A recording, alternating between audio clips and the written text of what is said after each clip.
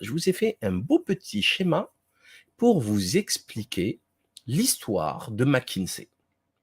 En fait, Macron, c'est le produit de McKinsey. C'est clair. Macron, c'est le président de McKinsey. Rien d'autre. Rien.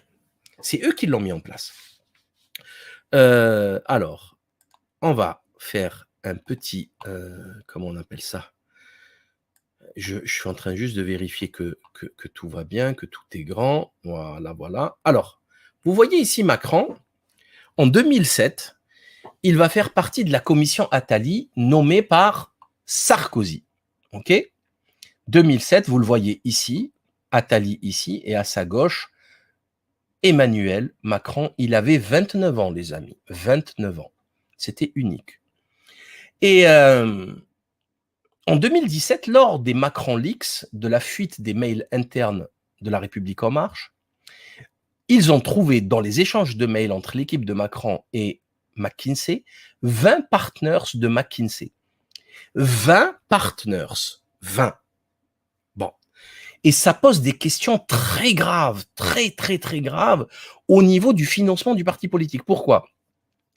Parce que ils sont pas déclarés dans les comptes de campagne et le travail pro bono gratuit, ça c'est illégal.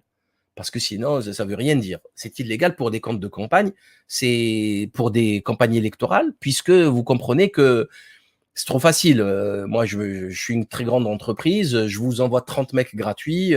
Ben oui, mais c'est pas gratuit. J'ai un intérêt derrière. Et dans cette commission, il y avait des grosses pointures du CAC 40, etc., dont un certain Éric Labeille, qui était le patron de McKinsey. Ok, le patron de McKinsey que vous voyez là, Éric Labeille, il est là. Éric Labeille, à l'époque, c'est un polytechnicien. C'est tous des polytechniciens. Ponts et Chaussées, ça c'est Karim Tadjeddine, on va en parler tout de suite après. Et après, bon, ENARC, bon, Sciences Po, etc. Normal, tranquille. Ensuite, quand il va finir cette mission, quand, comment il s'appelle, Macron va finir cette mission, alors je ne sais pas si c'est mieux comme ça ou comme ça. Non, plutôt comme ça. Voilà. Comme ça, je pense que c'est mieux, non? Dites-moi si c'est mieux comme ça ou pas. Alors, je continue, comme ça, je peux me voir et voir l'écran en même temps, c'est parfait. Donc, quand il finit sa mission, qu'est-ce qu'il fait Macron? Il va rejoindre Rothschild. OK? Et qui va prendre sa place dans la nouvelle commission en 2010, je crois, de Sarkozy, la deuxième mission Attali, c'est Thierry Cazenave, hein, qui deviendra directeur adjoint du cabinet du ministre Macron 2016, qui était ministre de l'économie de François Hollande. OK? Et qui va écrire en 2016, hein, regardez ça, un livre qui s'appelle L'État en mode start-up, la Startup Nation. L'État en mode start-up. Bon, c'était 2016, on est en 2021, vous avez tous compris, c'est une faillite totale. La Startup Nation, c'est une escroquerie totale. Ruine de tout le monde. Tout le monde est ruiné. Merci la Startup Nation, merci McKinsey. Vous avez vu qu'à côté du livre, il y a quand même le scandale McKinsey qui vient de payer 574 millions de dollars pour les 500 000 morts à cause de l'Oxycontin, de Purdue Pharma, des opioïdes de synthèse. Parce qu'ils ont conseillé Purdue Pharma de vendre le médicament le plus dosé qui rapportait le plus, etc. Alors que ces dernières années, c'était 70 000 morts par an. Un génocide médicamenteux. Qui a conseillé Purdue Pharma? McKinsey. Pas un seul n'ira en prison. Ils payent 574 millions d'euros et ils continuent leur magouille. Extraordinaire. Nous ne sommes plus, ce n'est plus une civilisation, ça. C'est une pure décadence. Il n'y a plus de civilisation, il n'y a plus de justice, il n'y a plus rien. Des criminels, c'est du mammonisme. L'argent roi, c'est l'argent qui est plus important que la vie des humains. Vous, êtres humains, vous êtes du bétail, pas plus. C'est comme ça que je vois les choses et j'imagine que vous aussi, parce que C'est pas possible. Comment peut-on tuer, participer à l'assassinat de plus de 500 000 Américains à cause de l'Oxycontin de Purdue Pharma et il n'y a pas un seul qui va en prison. Ils acceptent de payer, ils payent et c'est reparti pour un tour. C'est de la science-fiction. Bref. Donc, qu'est-ce qu'il écrit Thomas Cazeneuve écrit le livre de Cazenave, il est, bon, polytechnicien, enfin, énarque, pas polytechnicien, lui, c'est un énarque, blabla, que des conneries Alors là, c'est extraordinaire, hein, l'école publique fabrique que des guignols. Voilà. Que des guignols. C'est extraordinaire. Comment on peut travailler autant, soi-disant être intelligent, et être associé à autant de conneries, de désastres. Bon, on continue. Préfacé par Emmanuel Macron, Startup Nation. Et dans ce livre, il y a un chapitre qui va être écrit par un certain Karim Tajeddine, qui est un des boss, qui est là, que vous trouverez ici, qui est un des boss. Alors, où est-ce qu'elle est, mon image? Voilà. Karim Tajeddine, qui est un des boss de Kinsey. OK? McKinsey Company. D'accord? Et qu'il va, alors écoutez bien ce que je vais vous dire.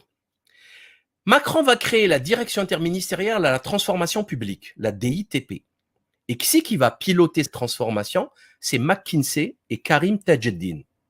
C'est-à-dire, écoutez bien, c'est le privé des Amerlocs, des Yankees, qui vont diriger le changement, la transformation du public en France. C'est de la science-fiction. Rien que ça, c'est une déclaration de guerre contre les intérêts de l'État. Et c'est l'État qui le permet. C'est une haute trahison. Il n'y a rien d'autre. Il n'y a rien d'autre à dire.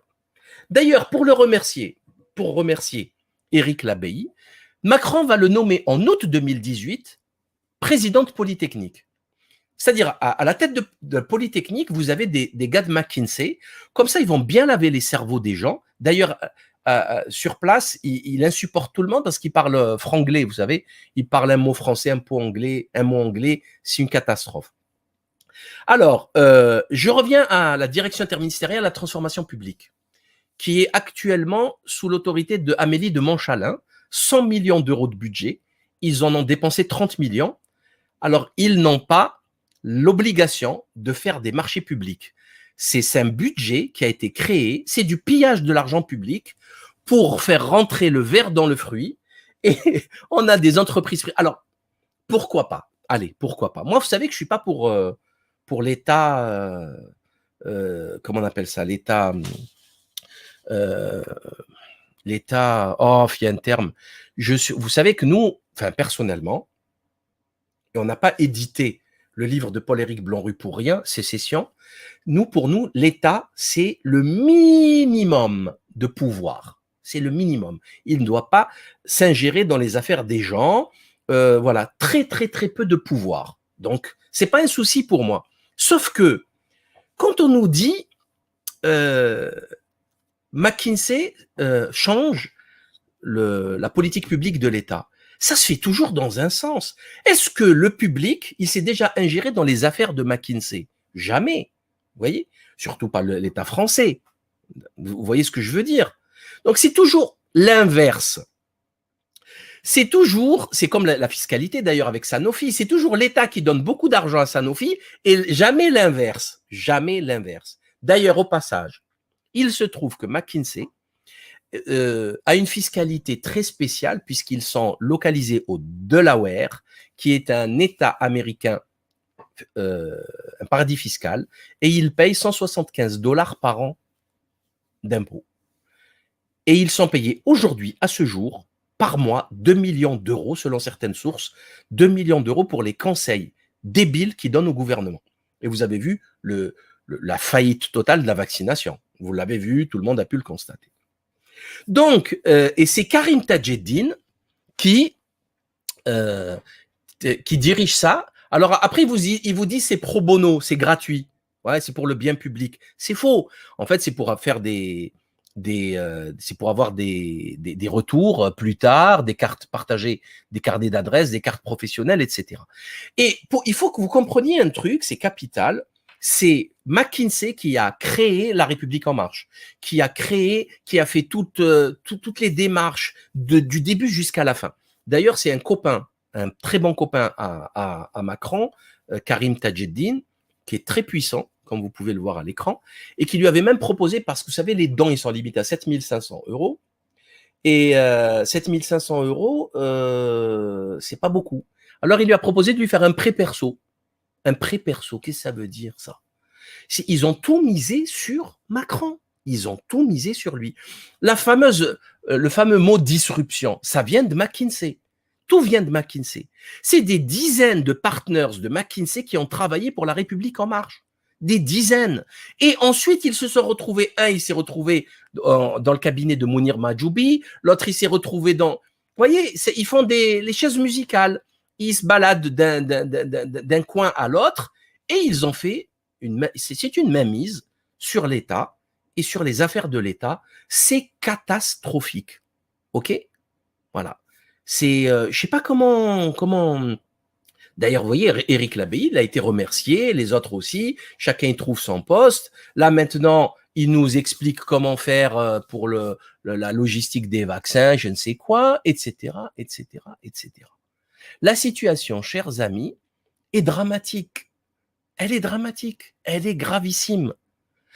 Ces gens, en fait, il n'y a plus de démocratie, là. Il n'y a pas de démocratie. Et après, on apprend depuis 2-3 jours que McKinsey, bon, on le savait, j'en ai déjà parlé dans ces vidéos, j'imagine que je vous apprends rien quand je vous parle de McKinsey impliqué dans le scandale de Purdue Pharma et de l'oxycodone.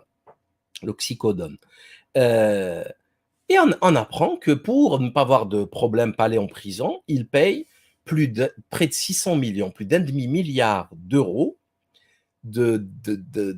d'arrangements avec 3 États, je crois, New York, la Californie, enfin, il y a 3 États pour ne pas avoir de... Et c'est pas fini.